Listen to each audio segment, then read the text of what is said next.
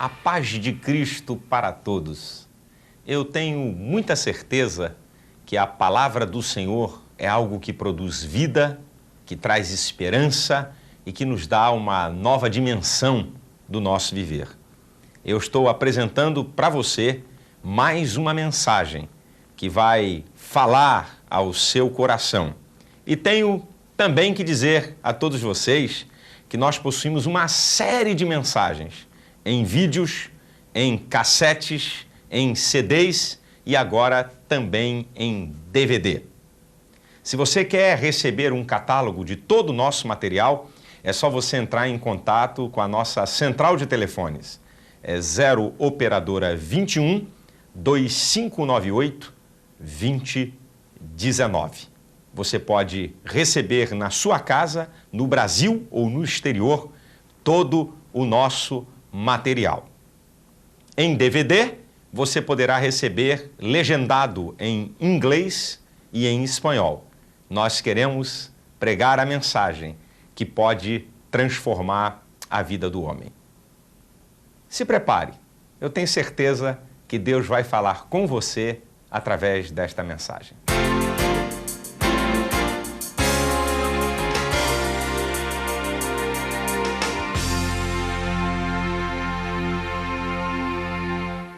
Bem, nós estamos aqui diretamente do Templo da Assembleia de Deus na Penha, na escola dominical, que começou às 9h30 da manhã, e para tratar de um assunto muito importante, fundamental do ser humano. Mas eu queria, antes de falar do assunto, que o povo que está aqui na Assembleia de Deus na Penha, aqui no Rio de Janeiro, desse uma saudação para todas as pessoas no Brasil. Eu vou contar 1, 2, 3, o pessoal aqui vai dar uma saudação para você, ok?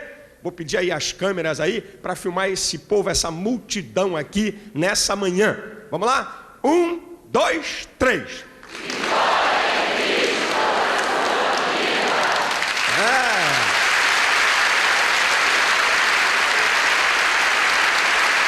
Vitória em Cristo para a sua vida, é o que nós desejamos.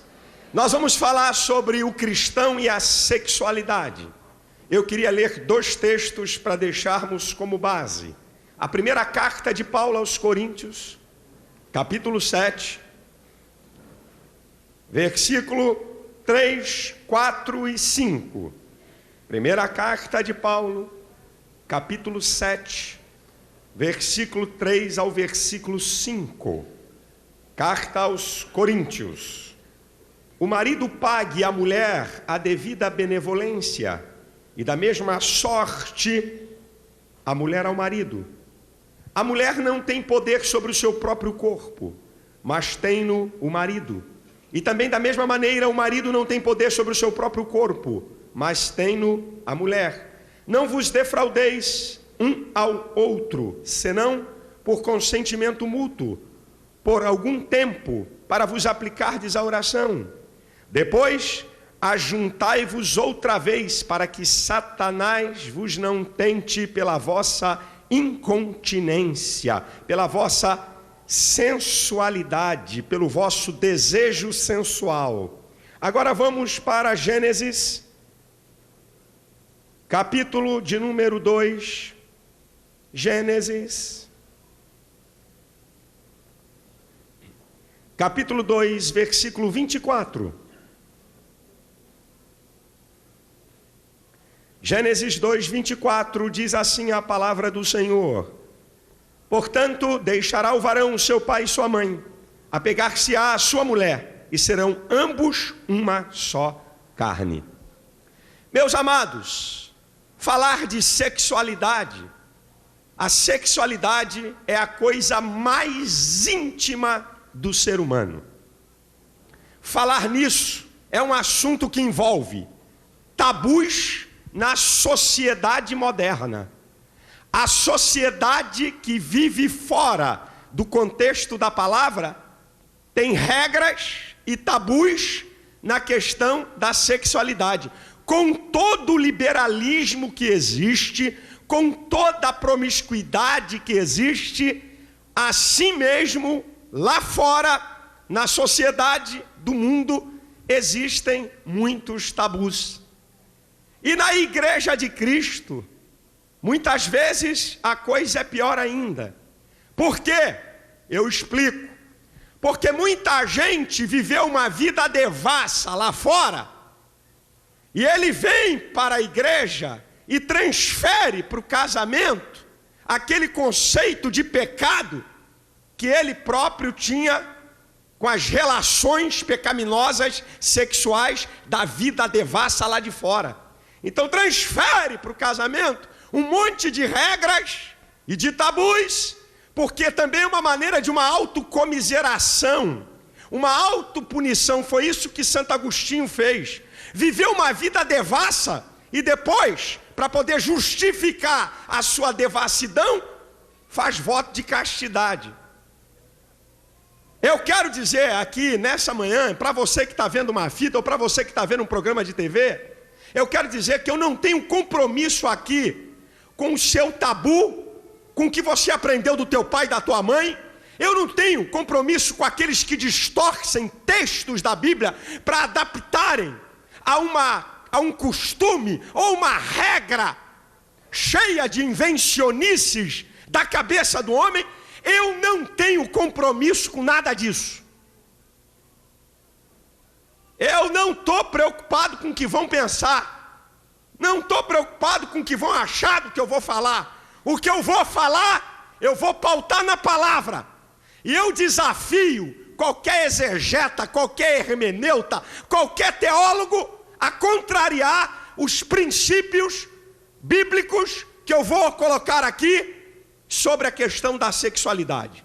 Isso é logo para a introdução, para poder ficar bem explicadinho aqui. A questão do sexo é que até no nosso meio tem muita gente que pensa que Deus fez o homem e deixou o diabo para fazer o sexo.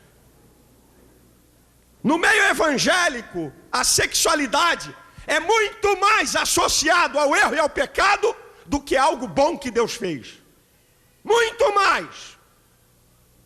A questão, para você saber se o sexo é uma coisa ruim ou não, desprezível ou não, você tem que fazer uma pergunta: quem fez o sexo? A Bíblia diz que na criação, quando Deus ia criando todas as coisas, quando Ele disse Deus, haja luz, e disse Deus, haja separação, e disse Deus, criem-se as aves do céu. Sempre no final de Gênesis 1 você vai encontrar: e viu Deus que era bom, e viu Deus que era bom, e viu Deus que era bom. Mas quando Deus faz o homem, Ele muda o tom. Em Gênesis 1:31, e viu Deus que era muito bom. E viu Deus que era muito bom. Significa então que tudo que Deus fez no homem é muito bom. Não foi o diabo que inventou o sexo. O sexo, dentro do princípio que nós vamos mostrar aqui, é algo muito bom. Por que você acha que Deus fez o homem com uma genitália sexual e a mulher com uma genitália sexual? Porque Deus colocou no homem um hormônio, a testosterona, né? É um hormônio que atua na área da sexualidade do homem, e colocou na mulher o estrogênio, que é um hormônio que atua na sexualidade feminina. Porque Deus colocou no homem, né, na glande do pênis do homem e no clitóris feminino, milhares de vasos sanguíneos, onde há uma injeção de sangue em quantidade maior para aumentar a sensibilidade. Para que Deus fez isso? Porque Deus colocou a libido no homem, o desejo no homem. Então Deus é um masoquista. Vou botar essa raça com desejo. Você vai desejar, mas não pode, hein? Não é para usar nada não, hein? Por que você acha que Deus fez tudo isso? Porque existem milhares de terminações nervosas no teu corpo que no toque suscita você a sensualidade. Por que Deus fez isso? Para brincar com teus sentimentos e com as tuas emoções? Sabe, irmãos, Deus colocou a sexualidade no homem para despertar no homem um desejo de união. A sexualidade mata a fome de intimidade que o homem tem. Agora, qual é o padrão de Deus para a sexualidade do ser humano? Está aqui na profecia de Adão. Gênesis 2, 24. Adão profetizou, foi profeta. Meu irmão, está aqui. Portanto, deixará o varão, o seu pai e a sua mãe, e apegar-se-á à sua mulher, e serão ambos uma só carne. Aqui está o padrão de Deus para a sexualidade. Um homem e uma mulher que se tornam um. Um homem e uma mulher que se tornam um. O padrão de Deus para a sexualidade não é a poligamia, onde o indivíduo tem vários parceiros. Só se torna um homem e uma mulher. É a monogamia.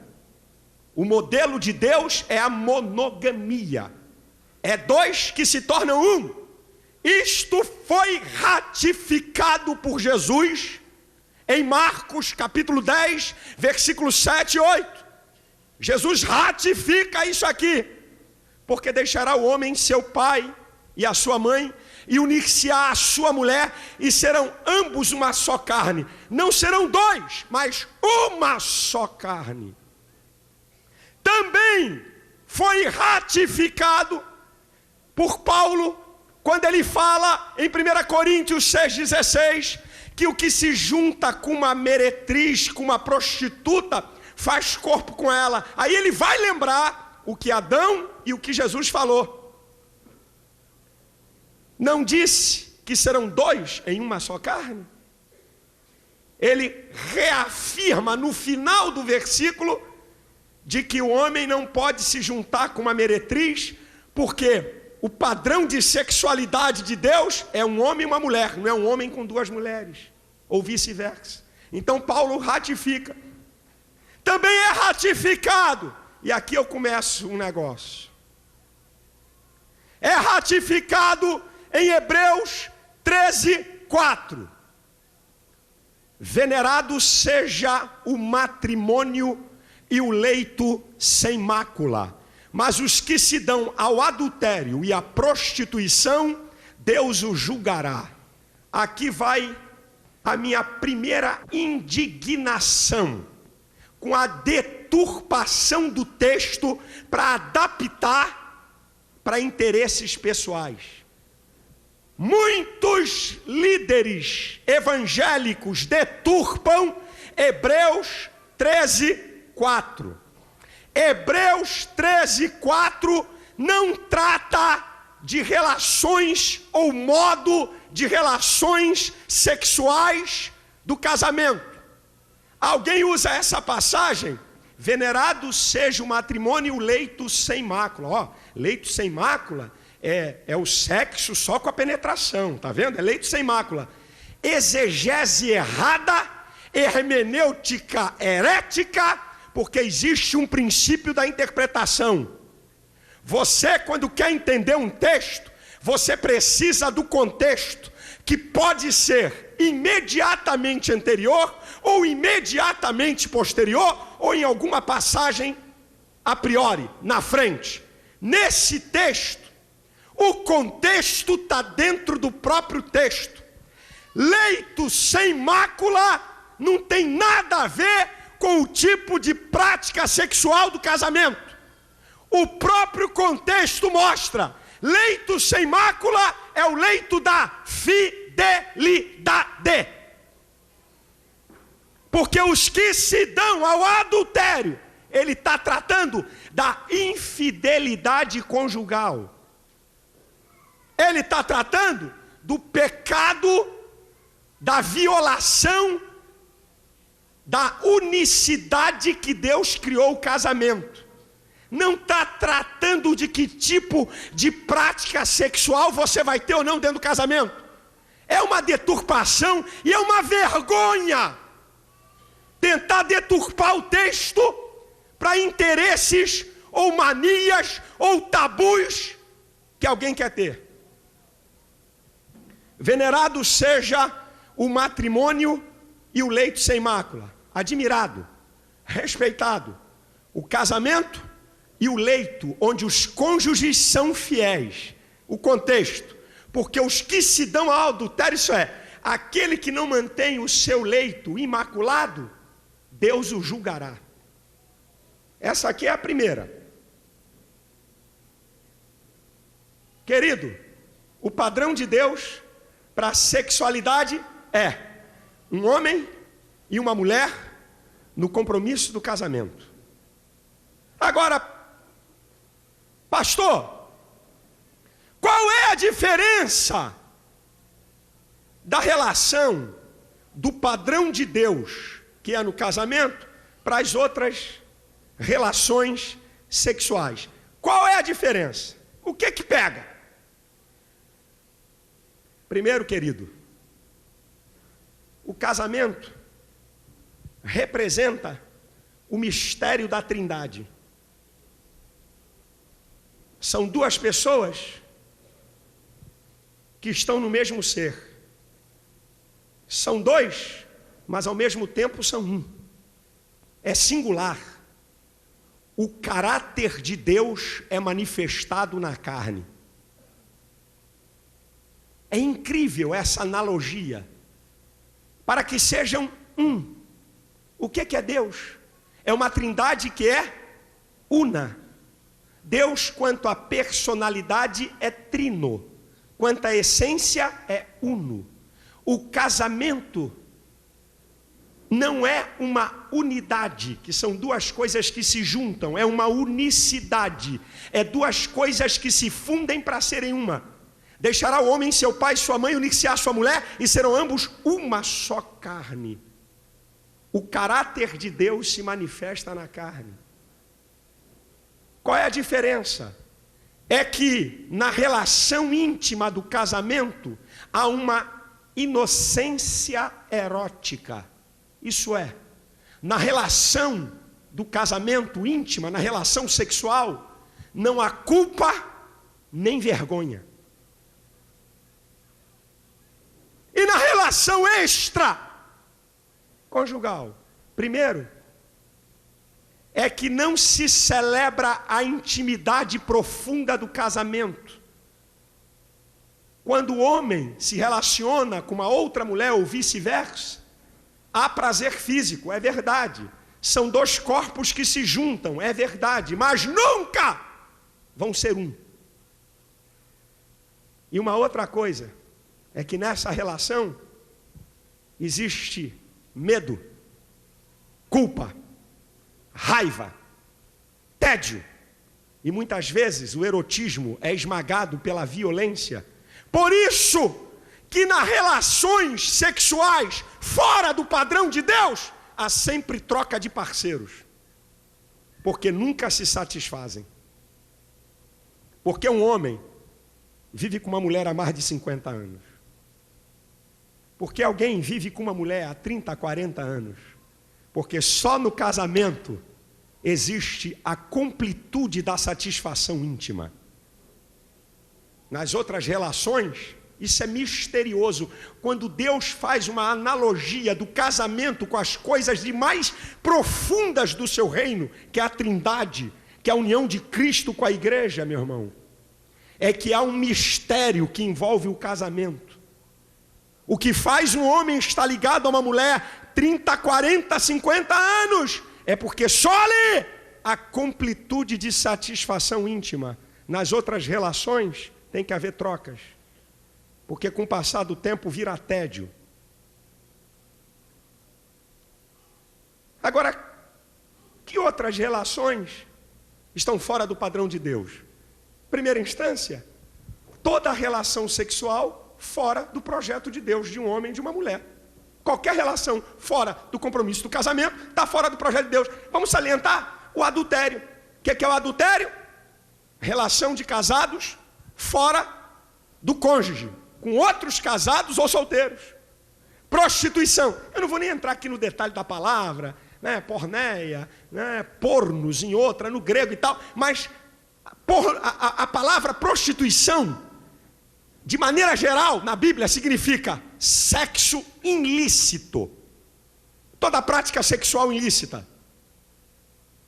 Entre solteiros, solteiros com casados, entre pessoas do mesmo sexo, sexo bestial com animais, toda prática sexual ilícita, isso é, fora do casamento, é prostituição e tem julgamento de Deus, isso é, juízo de Deus.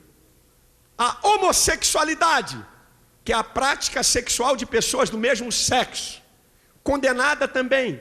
E aí, eu vou destacar mais uma vez, de maneira vergonhosa, usa um texto que trata de sexualidade, de homossexualidade, para poder dizer que tipo de intimidade está no casamento. Eu nunca vi gente para deturpar, para cometer tanta heresia com texto, para adaptar para seus interesses. Vocês querem ver? Um texto que eu já vi tanto crente usar para poder combater a intimidade do casal, para dizer que só tem um padrão. Vamos analisar? À luz da hermenêutica. Romanos 1. Abre aí a sua Bíblia, você que está em casa, você que está aqui.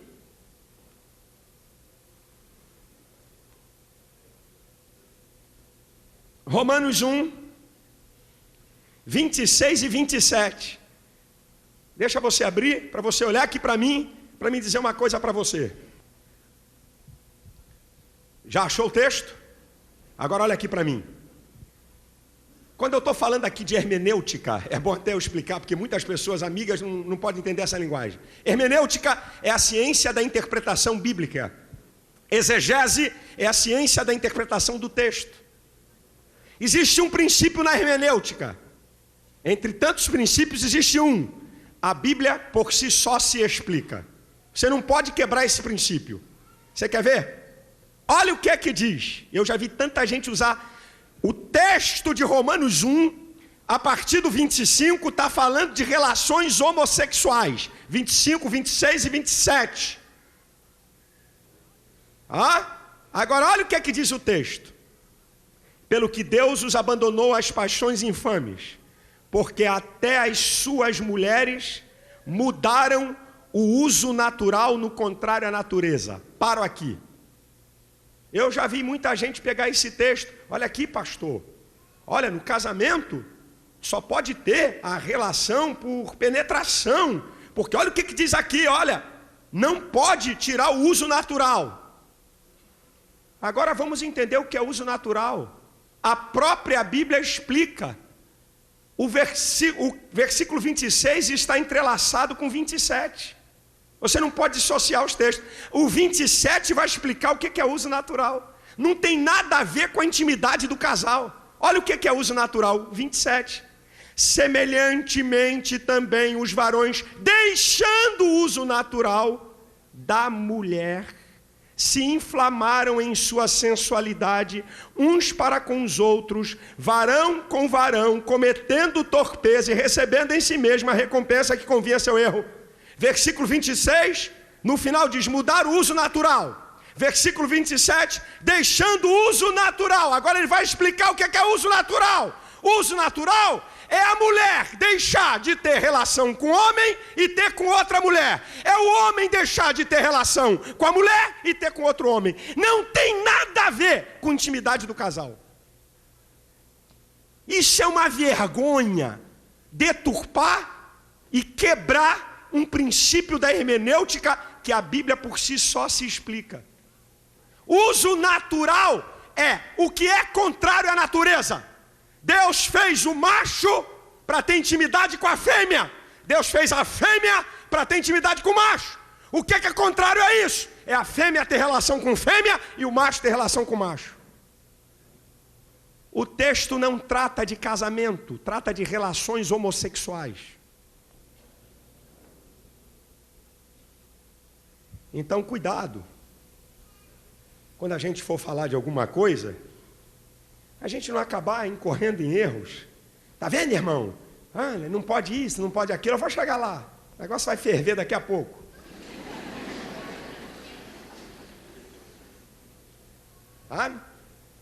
Não deturpe textos para seus interesses.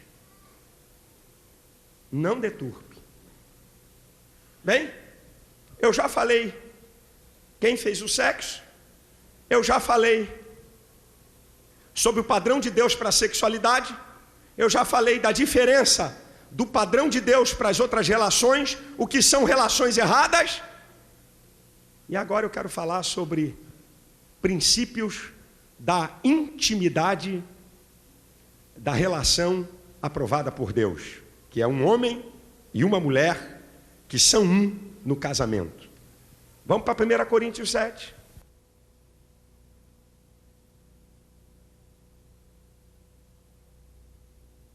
Primeira Coríntios 7. Princípios da intimidade das relações sexuais do padrão de Deus. Versículo 3. O marido pague a mulher, capítulo 7 de 1 Coríntios. O marido pague a mulher a devida benevolência, e da mesma sorte a mulher, o marido. O marido satisfaça sexualmente a mulher, e a mulher satisfaça sexualmente ao homem. Portanto, a mulher não é objeto de satisfação sexual do homem. E nem tampouco o homem é objeto exclusivamente de satisfação sexual da mulher.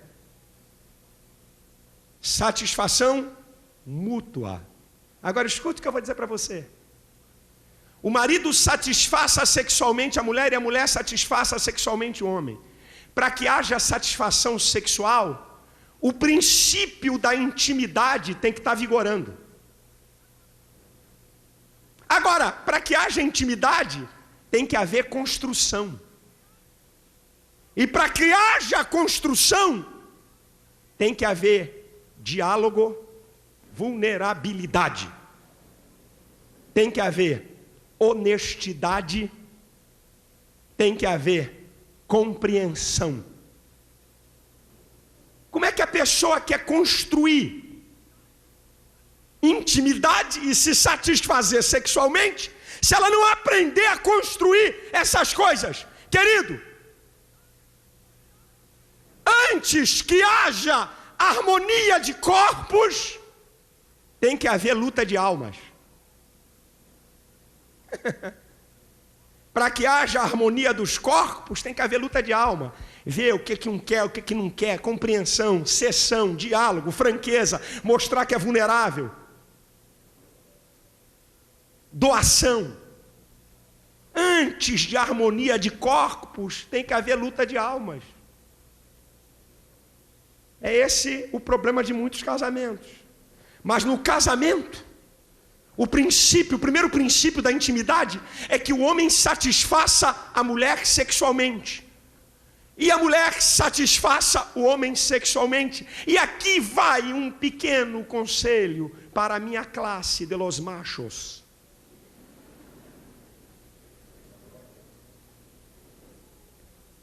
Pega leve, meu filho.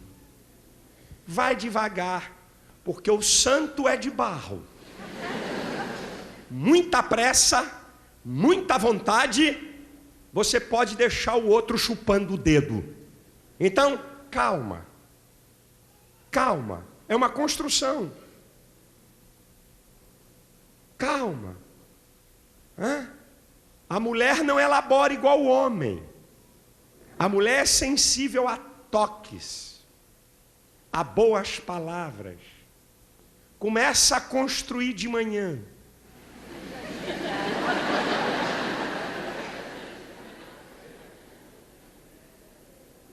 O cara sai de manhã, xinga a mulher, empurra a mulher, grita com a mulher, briga com a mulher e vai embora trabalhar. O dia todo ela está remoendo aquilo. Ele me xingou. Eu não sou isso que ele falou. Aí ela disse um monte de coisa para ele, porque para o homem entra aqui e sai por aqui. A mulher entra aqui e vai aqui. Viu, meu amigo? O homem, a mulher fala, você é um chato, um bobo, tu é um idiota. A não ser quando é um homem muito delicado. Mas isso aí para um homem normal, sabe? Agora você diz que a mulher chata, é nojenta, é boba, não sei o quê, vai no coração dela e pronto. O dia inteiro. Ela está com aquilo remoendo. Daqui a pouco ela lembra. Ele me chamou de chata, de nojenta. Aí o cara chega às 7 horas da noite em casa. Tudo bem, querida? Ela nem dá beijo, não dá nada. Ela só olha pro cara e tal, vai, janta pro homem, tá tudo bem, maravilha, glória a Deus, aleluia. Aí chega de noite, a mulher tá toda trancada. Pastor, eu vim aqui porque a minha mulher é muito fria. Muito fria, meu irmão. Meu filho com um homem desse vai virar prosdóximo.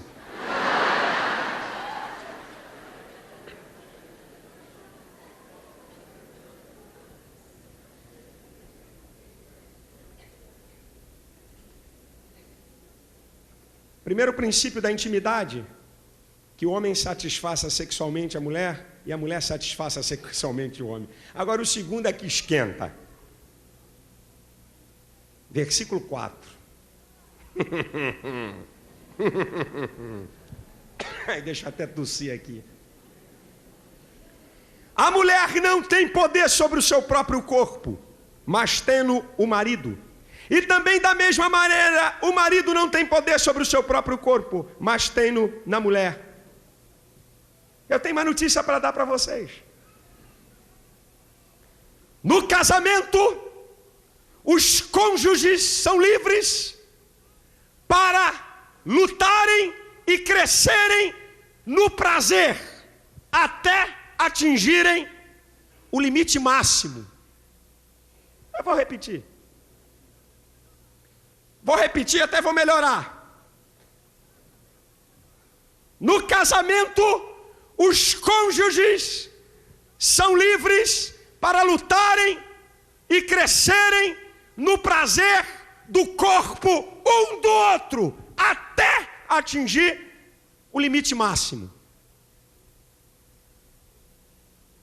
Está aqui na Bíblia, irmão. Pode espernear, pode bater com a cabeça na parede, pode fazer o que quiser, pode vir do jeito que quiser, está aqui na Bíblia. Isso aqui é Bíblia, o resto é blá blá blá. Eu não tenho nada a ver com o conceito de teólogo, porque Deus entende o mistério da intimidade. O padrão é que tudo que você faça na intimidade do teu casamento gere prazer, compreensão, alegria, satisfação.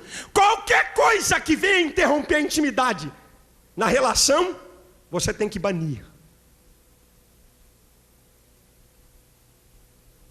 Querido, eu quero dizer para você que a sexualidade no casamento é um prazer sem reservas. Não estamos numa relação para sermos julgados por ninguém. É dois que se tornam um. E não se tornam um com a opinião do pastor. Não se tornam um com a opinião do profeta. Não se tornam um com a opinião da minha mãe. Não me torno um com a opinião do meu pai.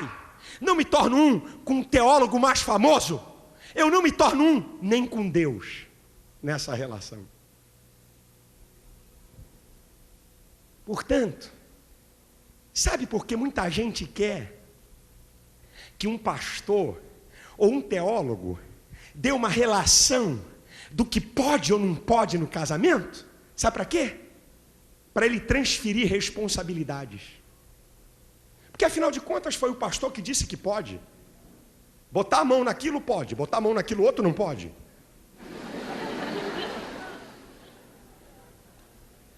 Botar a boca ali pode, botar a boca aqui não pode. Foi ele que disse, não fui eu. Você é responsável pela sua intimidade. Ninguém tem autoridade de meter o bedelho. Pode pensar o que você quiser. E vou dizer mais, não me vem aqui com pergunta.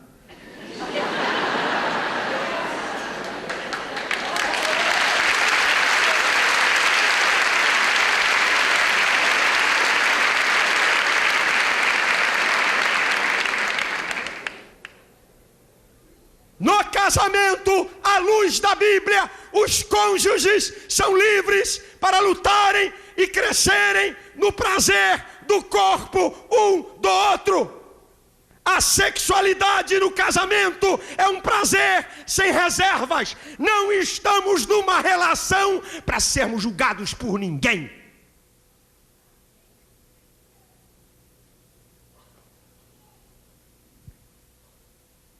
Só existe um princípio da intimidade.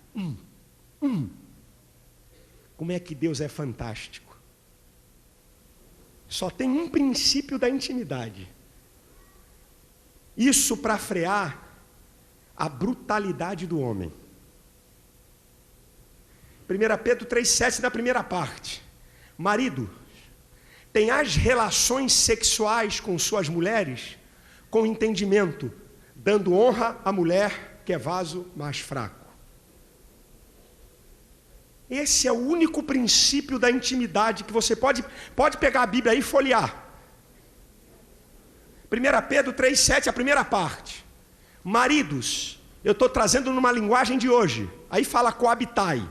Marido, tenhais relações sexuais com entendimento com as suas mulheres, dando à mulher a preferência como vaso mais fraco.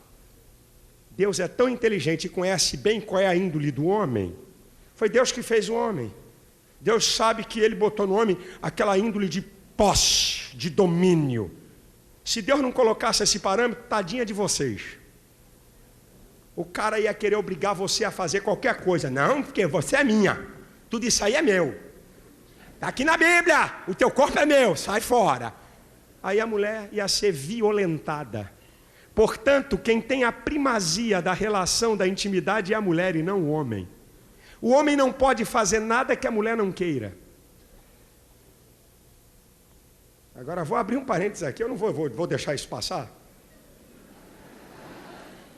Agora só aqui entre nós e o Brasil.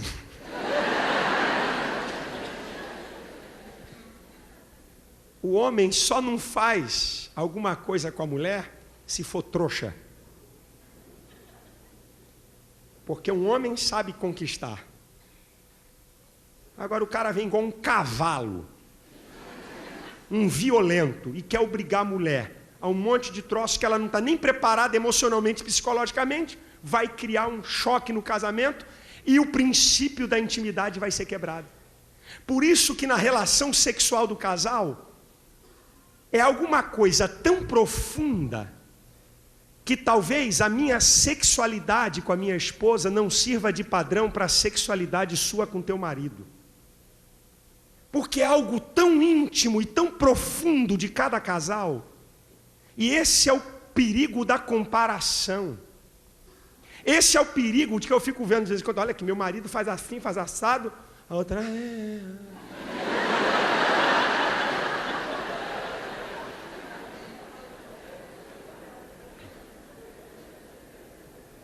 Eu não vim quebrar, por favor, em nome de Cristo, eu não vim quebrar nenhum princípio de sua intimidade. Você vive com a sua mulher há 30 anos e vive muito bem na sua prática íntima, que Deus continue te abençoando. Agora, se você vive com a sua mulher há alguns anos e a intimidade sua está toda fragmentada, o Espírito Santo use essa palavra para que haja diálogo, compreensão, para que haja cessão, para que haja honestidade, para que a sua intimidade seja reconstruída, porque você representa o mistério de Deus. Portanto, irmão, não vem me perguntar que tipo de prática sexual pode ou não no casamento. Não me venha com essa pergunta, que isso é um problema da intimidade do casal. A mulher não tem poder sobre o seu próprio corpo, tem no marido. O marido não tem poder sobre o seu próprio corpo, tem na mulher. Não diz parte do corpo, está dizendo o corpo inteiro. Isso é uma questão de inteligência. Isso é uma questão de estrutura emocional e psicológica dos cônjuges. Eu desafio, pode alguém estar torcendo o nariz na televisão? Está aqui a Bíblia, vem cá dizer. Vem aqui para mim dizer. Vem cá. Vem aqui dizer para mim que tipo de padrão Deus estabelece do que pode e que não pode na relação sexual do casado. Vem aqui. Não venha me torcer texto. Mostra aqui. Eu estou aqui usando a Bíblia, está claro, está aí na Bíblia. 1 Coríntios, capítulo 7, versículo 4. A mulher não tem poder sobre o seu próprio corpo, mas tem no marido. O corpo da mulher é do marido. O marido não tem poder sobre o seu próprio corpo, tem na mulher. O corpo do marido é da mulher. Agora, Deus é tão bom. Deus é tão bom que Ele deixou um livro de sexo explícito na Bíblia. Ah, se não tivesse esse livro. Ah, mamãe, eu vou mostrar o que eu tô. Ah, peraí, por favor, antes de mostrar o livro, tem o terceiro princípio, me perdoe. Já estou com pressa. Tem o terceiro, isso é um princípio tremendo, o terceiro princípio. Versículo de número 5. Oh, meu Jesus, não posso esquecer isso. Antes de mostrar isso que eu acabei de falar. Não vos defraudeis, não vos priveis um ao outro, senão por consentimento mútuo, por algum tempo, para vos aplicardes a oração, e depois ajuntai-vos outra vez, para que Satanás não vos tente pela vossa sensualidade. Terceiro princípio.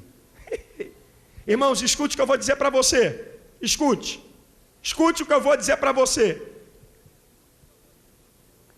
Primeiro, dentro do terceiro princípio, a prática sexual é uma coisa ativa. A sexualidade é o termômetro do relacionamento conjugal. Sexualidade ativa anda de mãos dadas com casamento sadio. Não vos defraudeis um ao outro, a não ser, não vos priveis um ao outro, a não ser por consentimento mútuo por algum tempo, não é muito tempo não, algum tempo, para aplicardes a oração e depois vos ajunteis novamente, para que você não seja tentado pela sua sensualidade, pela sua libido. Primeiro, sexualidade é uma coisa ativa. É, irmão, meu marido me procura de 3 em 3 meses. Tem que tratar esse homem. Tem algum problema. Tem que ser tratado.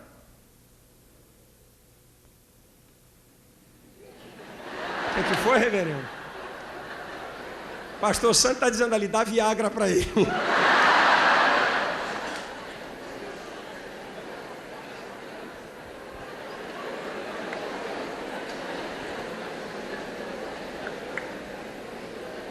Olha o alvoroço no arraial.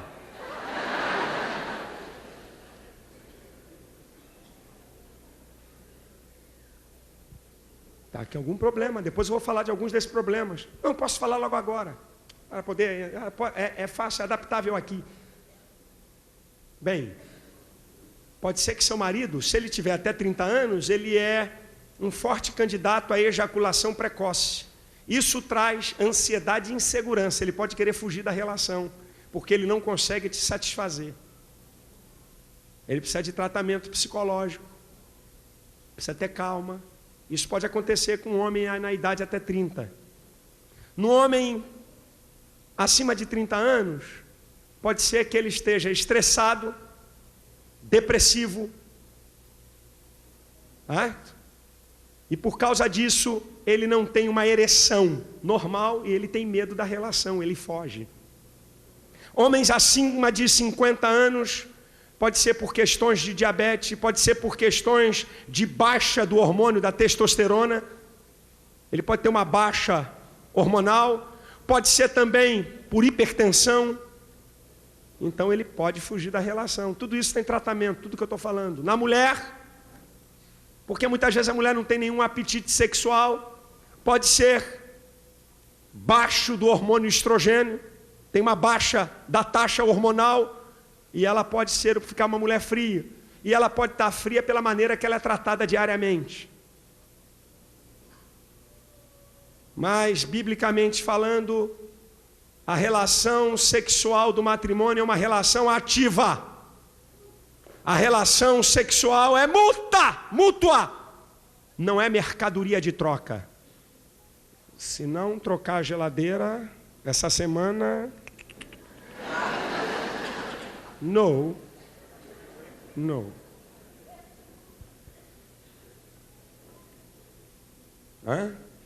Olha, se você não for comigo nesse lugar, você sabe que eu desejo tanto ir nessa reunião dos colegas da minha empresa. Se você não for esta semana, eu dormirei no quarto das crianças. Não pode. Sexualidade no casamento não é mercadoria para negócio. Minha querida, eu vou apregoar 30 dias de jejum aqui em casa. Você só pode apregoar jejum na tua casa se tua mulher concordar contigo. E é por pouco tempo. Não é por 30 dias não, malandro. Uma semana. E não pode ficar na oração toda a vida. Certo, pastor?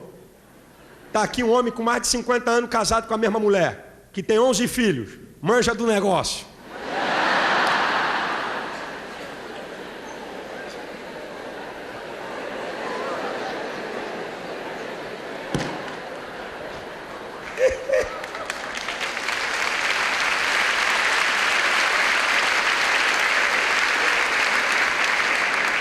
Eu não posso aceitar que no casamento a pessoa tenha a ideia que a sexualidade é uma coisa repugnante.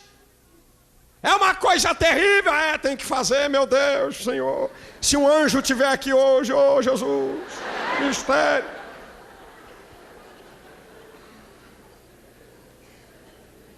Guarde esses 3 princípios. Princípios da intimidade. O marido satisfaça a mulher sexualmente, a mulher o homem. Segundo princípio, os cônjuges no relacionamento sexual do casamento são livres para o prazer.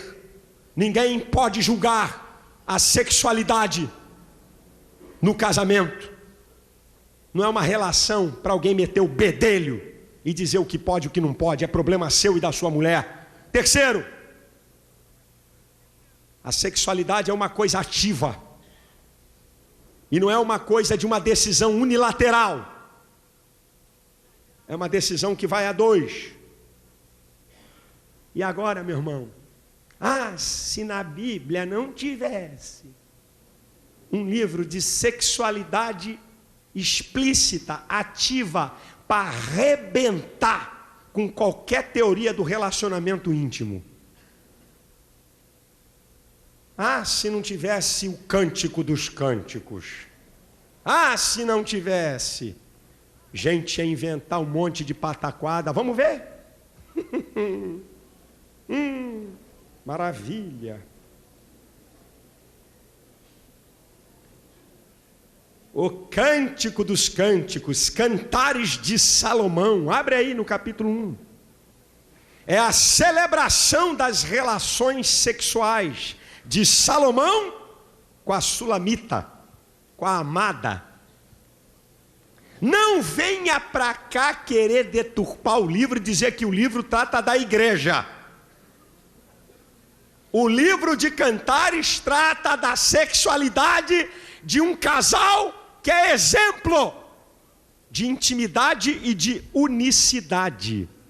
Você pode, por analogia, já que o casamento tipifica a união de Cristo com a igreja, usar Cantares. Mas em essência, o livro de Cantares é uma linguagem bela, apaixonada e viva da relação de um homem com uma mulher. Vamos ver? Está em Cantares? Capítulo 1, versículo 2. Beije-me ele com os beijos da sua boca, porque melhor é o seu amor do que o vinho.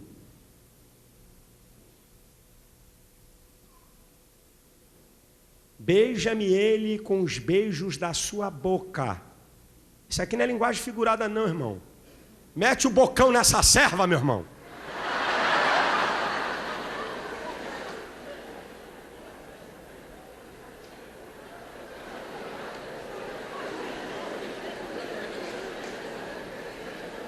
Beija essa mulher, meu filho, pelo amor de Deus. Você sabia que o toque tem muita mulher com rigidez do tônus muscular, bico de papagaio, problemas na coluna, envelhecimento precoce, porque ela não é tocada, sabe? Não é beijada. Ah, Jesus, dá juízo a esse povo. Versículo 16. Não dá para pegar livro de Cantares, senão a gente vai ficar aqui 10 dias. Só vou ressaltar um negócio aqui. Eis que és gentil e agradável, ó amado meu, o nosso leito é viçoso. Tem 3 coisas aqui.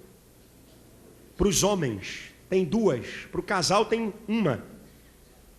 Ele é gentil e agradável, não é um cavalo, um ignorante, um brutamonte. Ele é gentil, com cuidado, devagar, e é agradável, fala coisas boas. De vez em quando eu viajo, que eu fico mais de 2 dias, eu tenho um limite para mim. Eu não fico mais de 5 dias em viagem nenhuma sem a minha esposa. A partir daí me acompanha. Se não quiserem pagar para minha mulher aí, vai lamber sabão, eu não vou. No máximo é 5 dias. Ai, esse homem é um fenômeno. Não é nada disso que você está pensando. É porque eu acho que é uma ligação entre você e a sua mulher. Eu de vez em quando, pastor, não aprendi assim, eu também não aprendi. Eu sou meio tosco, sabe? Eu nunca fui dado na minha família, esse negócio de estar toda hora abraçando. Eu não vi isso na minha casa. Eu não fui dado a isso. Mas eu sou um ser humano inteligente. Como diz a psicologia social, o homem é um eterno vir a ser. Você pode se adaptar. Você pode se contextualizar. De vez em quando eu pego o telefone, quando eu vou ficar 2, 3, 4 dias, ligo para minha casa. Se eu não conseguir durante o dia, ela já sabe. Duvido se vai dormir, porque sabe que o telefone vai tocar meia-noite, meia-noite e meia, não interessa. Aí eu ligo. Tudo bem, Elisé? Tudo bem. Você sabia que você é minha princesa?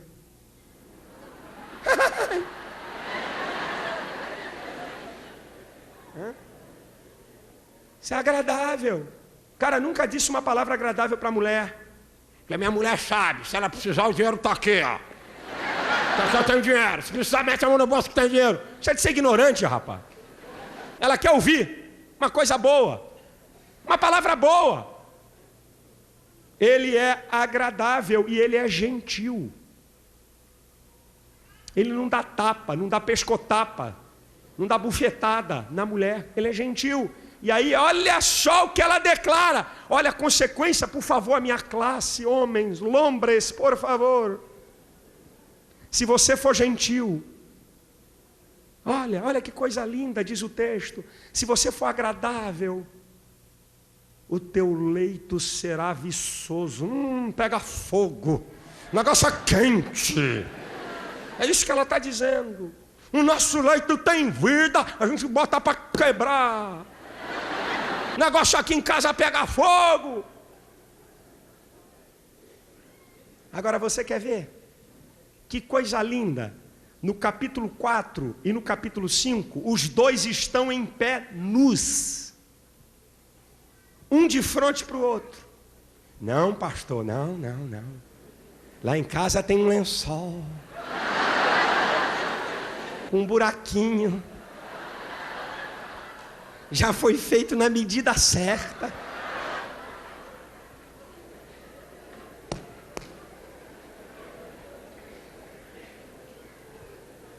Olha, os dois estão nus, um de frente do outro, excitados, um pelo outro. Olha a declaração, a dele para ela. Vamos começar, hein? Capítulo 4. Eis que és formosa, amiga minha, eis que és formosa, os teus olhos são como os das pombas entre as tuas tranças, o teu cabelo é como o rebanho de cabras que pastam no monte de Gileade, os teus dentes são como o rebanho das ovelhas tosquiadas que sobem do lavadouro e dos quais todas produzem gêmeos e nenhuma há estéril entre elas, os teus lábios são como fio de escarlata, o teu falar é doce, a tua fronte é qual pedaço de romã. entre as tuas tranças. O teu pescoço é como a torre de Davi, edificada para pendurar armas, 1000 escudos podem dela, todos broquéis de valorosos. Os teus 2 peitos são como 2 filhos gêmeos da gazela, que se apacentam entre os lírios. Antes que refresque o dia e caiam as sombras, irei ao monte da mirra e ao outeiro do incenso. Tu és toda formosa, amiga minha, em ti não há mancha. Ele conhecia o material totalmente. Ele via a sua amada totalmente nua. Para você dizer que alguém não tem uma mancha, você tem que conhecer profundamente. O cara vasculhava o material. Esses conceitos mundanos, diabólicos, de colocar preconceito na relação do casal. Agora vai chegar a vez dela. E ela é quente, hein? Tu vai ver o que ela vai dizer. Eu vou trazer aqui uma tradução de um trem aqui que ela vai dizer aqui. Capítulo 5, a partir do 11. Fica mais fácil. Sintetizando. A sua cabeça é como ouro mais apurado, os seus cabelos são crespos pretos como corvo, os seus olhos são como das pombas junto às correntes das águas, lavados em leites, postos em engastes. As suas faces são como um canteiro de bálsamo, como colinas de ervas aromáticas. Os seus lábios são como lírios que gotejam mirra. As suas mãos são como anéis de ouro que têm engastadas as turquesas. E agora? O seu ventre como alvo marfim, coberto de safiras, eu explico já já. As suas pernas como colunas de mármore, fundadas sobre bases de ouro puro. O seu aspecto como o Líbano, excelente como os cedros. O seu falar é muitíssimo suave. Sim, ele é totalmente desejável. Vamos voltar? O seu ventre é como alvo marfim, coberto de safira. Rapaz, o hebraico, ele é erótico nas suas pronúncias. Sabe o que ela está dizendo aqui quando fala de ventre? Está falando da genitália masculina. Você já viu como é que é tromba de elefante, minha filha e meu filho? Você já viu? Nunca viu, não? Já viu como é que é uma tromba de elefante? Uma coisa viçosa, erecta. Ela está declarando o que é a genitália masculina do seu marido. Fica vermelha a cara sem vergonha, fica. Está aqui, isso aqui é a Bíblia. Ela está olhando ele inteiro. E quando ela termina, ela diz: esse homem é muito desejado.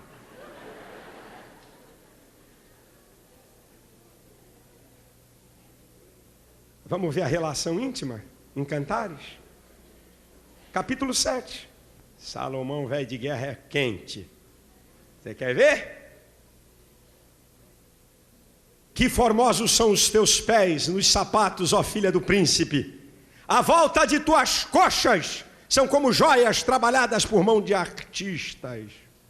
O teu umbigo, como uma taça redonda que não falta bebida.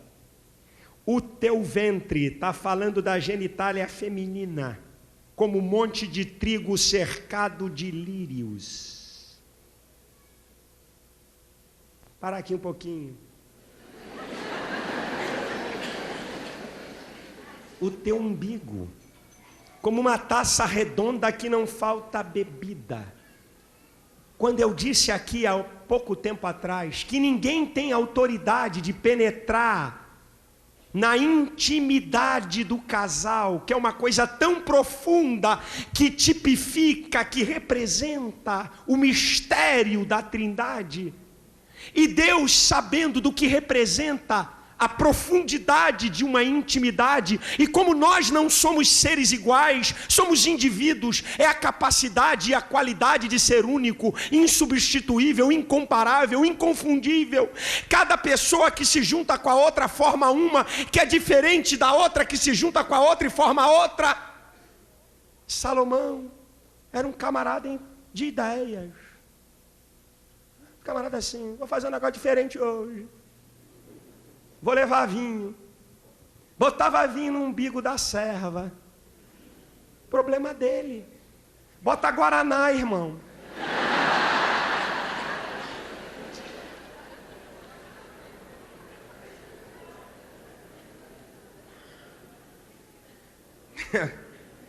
Depois desse programa o estoque de guaraná vai acabar. Ele era um camarada de novidade, inteligente, para poder ativar o seu leito viçoso. Entendeu? Eu não vou dar mais detalhe aqui. Mas pelo amor de Deus, irmão, a Bíblia não precisa. Ele fala que o umbigo é como taça redonda que não falta bebida, e o teu ventre como montes de trigo cercado de lírio. Ele fala do umbigo e fala da genitália feminina. Enche um umbigo de vinho, ou de guaraná, sei lá de quê, de leite moça, isso não é problema meu, para ver onde é que ele vai parar.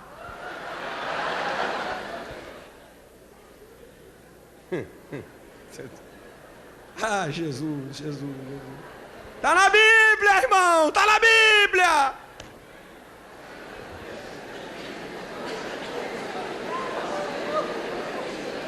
Isso é para o casamento. Olha aqui, os teus dois peitos como dois filhos gêmeos da gazela. Aí ele vai falar e diz assim, olha, 7. A tua estatura é semelhante à palmeira. Os teus dois peitos ao cachos de uva. Uva é pra quê, irmão?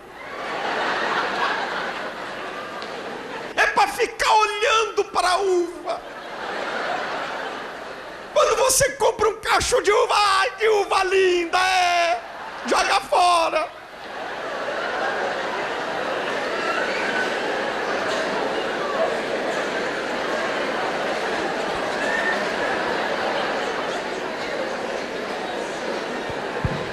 A tua estatura é semelhante à palmeira, os teus peitos aos cachos de uva.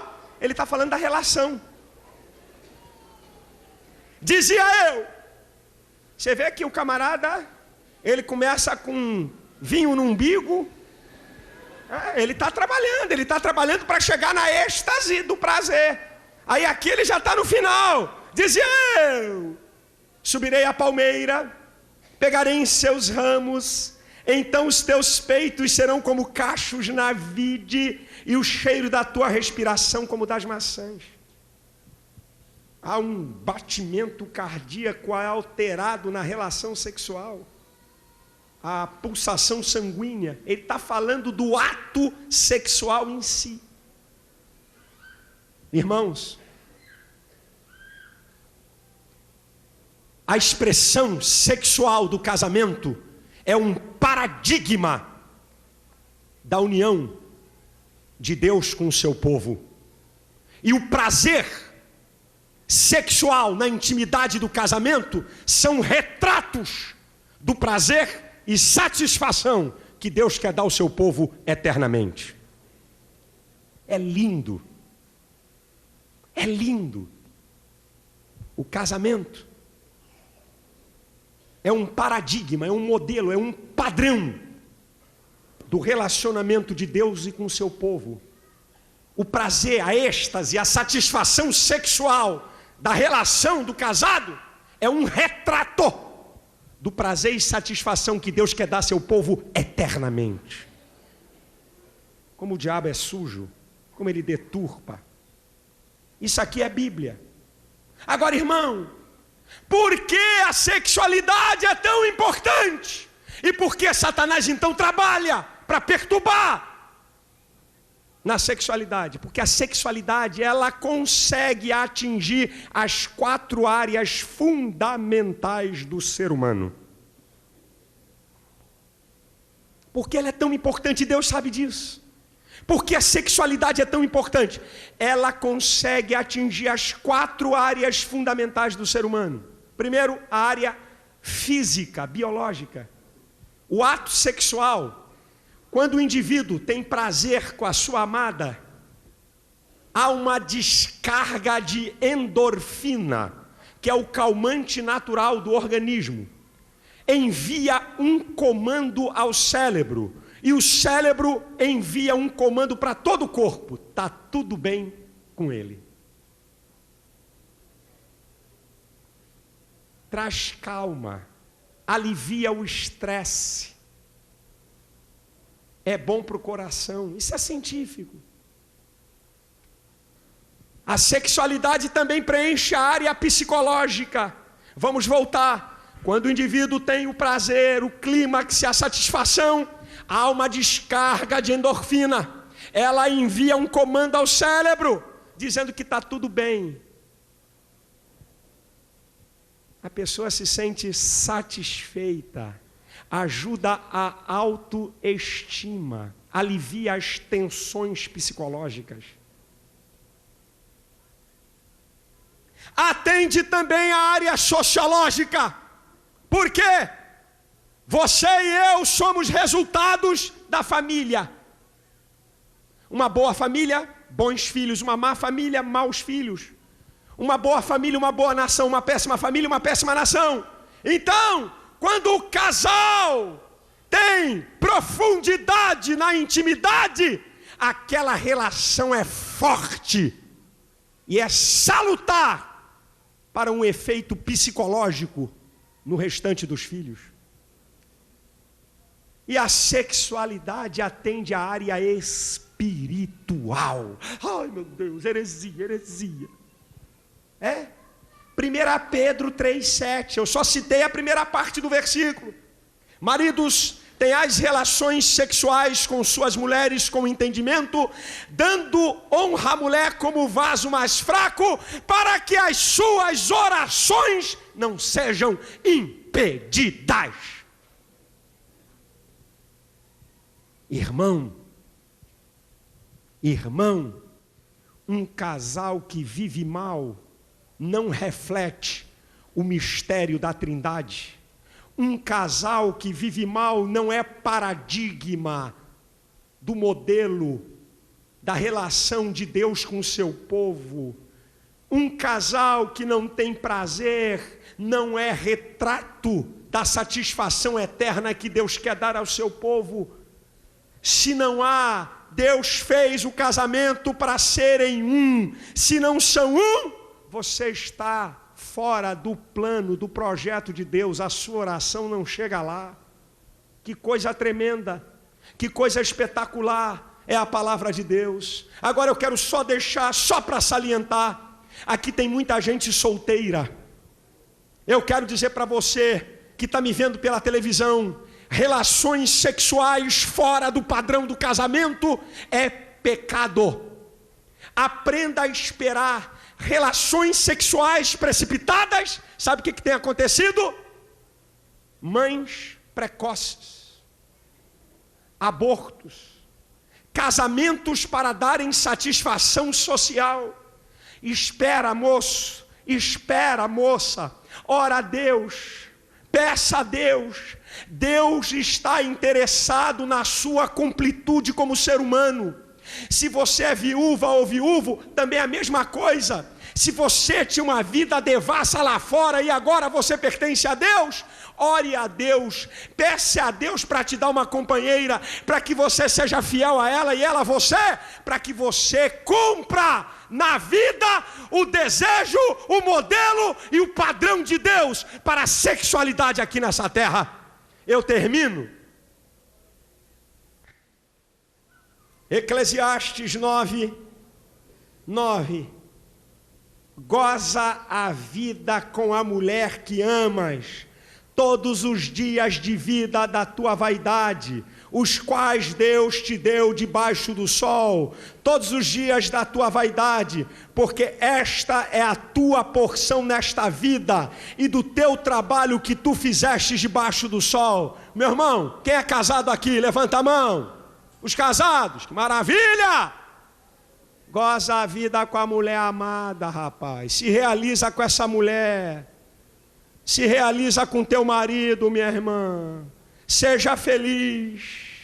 Tenha uma verdadeira intimidade. Não deixa ninguém meter o bedelho na tua relação. Não deixa ninguém dizer como é que pode ou deixa de poder. Não deixa ninguém interferir nisso. Seja feliz. Ame a sua esposa. Ame seu esposo. Não permita que o diabo, por causa da paixão e da vontade, venha quebrar o vínculo da unicidade. Peça a Deus força. Se alguém está te tentando, cai fora. Não seja adúltero. Seja fiel, celebre a vida, viva a vida. Foi Deus que fez o sexo, foi Ele que estabeleceu a regra. No casamento você é livre para crescer. Que você seja feliz, que você passe uma herança de felicidade para os teus filhos, que você passe uma herança de felicidade para as outras gerações. Deus abençoe os casais da igreja, Deus abençoe cada família, Deus abençoe cada moço e cada moça que aprenda a esperar a hora, porque antes da hora é desgraça, é precipitação. O Senhor nos guarde. Celebre aquilo que Deus fez. Deus vos abençoe, em nome de Jesus.